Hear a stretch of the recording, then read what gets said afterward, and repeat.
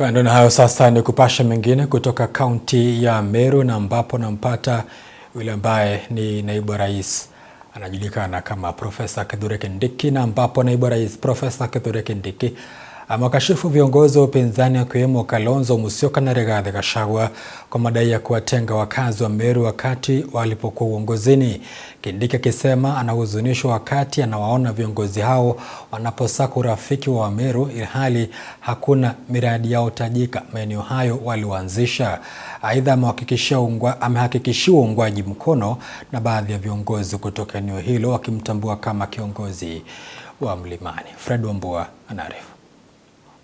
Mapambano makali ya kisiasa kati ya upinzani na serikali yakiendelea kabla ya uchaguzi mkuu kuwadia mwaka ujao. Naibu wa rais Profesa Kithure Kindiki amesuta viongozi wa upinzani kwa kuwatenga wakazi wa Meru wakati ambao walikuwa madarakani, hapa akimtaja alikuwa naibu wa rais Rigathi Gachagua na pia kiongozi wa Wiper Stephen Kalonzo Musyoka. Saa ile wamefukuzwa kwa serikali, saa hii sasa ndio wanajifanya ati hao ni marafiki wa Meru. Niseme nisiseme? Niseme. Si Kalonzo Musyoka alikuwa vice president? Kuna siku alikanyanga hapa, si alikuwa vice president wa Kibaki? Miaka 5. Alikuja hapa Molo akiwa vice president. Alileta stima. Alileta barabara. Si hata Rigathi alikuwa vice president miaka 2. Alikanyanga hapa. Alileta chochote? Mimi nataka, kwa sababu hawa wanaume tunaenda kushindana nao next year. Siku ya kura ikifika next year August, tukuje hapa Molo. Wewe Kalonzo, sema ile ulileta hapa. Wewe Rigathi, useme ile ulileta hapa. Na mimi fireman, mimi nitajitetea na kazi yangu.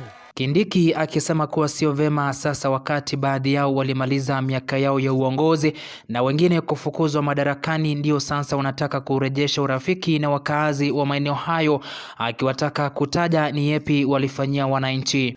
Na wale watu wanazunguka huku wakichemsha wananchi na mambo ya ujinga na mambo ya bure, wajua ya kwamba hao watu wanauza, kwa sababu sio ati wao wanasimama viti ya kusimamia Kenya, wanauza watu wengine.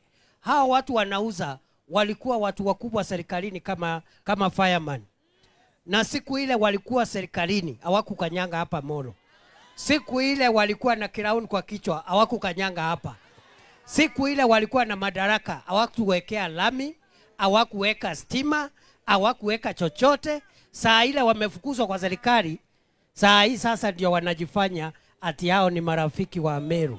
Aidha, viongozi kutoka maeneo hayo wamemhakikishia Kindiki uungwaji mkono dhidi ya mpinzani wake wa kisiasa Mlimani Rigathi Gachagua, wakiweka wazi yeye ndiyo kiongozi wa Mlimani. Mkora inakuja hapa kutembea kwenu ile ya fertilizer.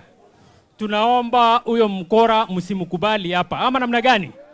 Ile mkora ingine ya kutoka kwa Mnyoro msiwakubali hapa. Ama namna gani? Si tuko na mtoto wetu, tutakupea support his excellency. Tuko na wewe. Wewe ni mtoto wetu na wewe ni Mmeru. Yes. Mount Kenya si ya Gachagua, yes. Mount Kenya ni ya Kindiki, ndiye tunatambua. Asante sana mheshimiwa. Sisi kama vijana tumekubali. Tumesema sisi hatutakubali kutumiwa vibaya. Wangapi wanasema vijana hatutatumiwa vibaya? Wangapi wamesema vijana hatutatumiwa vibaya? Fredrick Wambua, Undugu TV.